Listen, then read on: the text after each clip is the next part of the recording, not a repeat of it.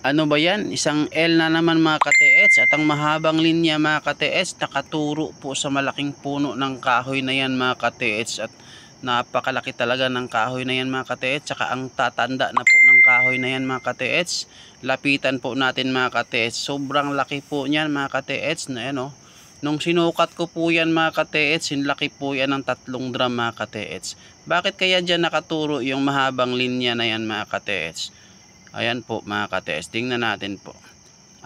Ganun naman pala mga ka-TH, kasi yung bilog na butas na yan mga ka-TH, dyan po sa mahabang linya nakatabi po. Kaya ang ibig sabihin po yan mga ka-TH, kung nasaan po nakaturo yung mahabang linya ay nandun po ang deposito mga ka-TH. At natitiyak po natin mga ka-TH na dyan po sa puno ng kahoy na yan mga ka-TH ang deposito. Maaring sa ilalim ng puno o maaring sa gilid ng puno nakalagay ang deposito dyan mga ka-TH.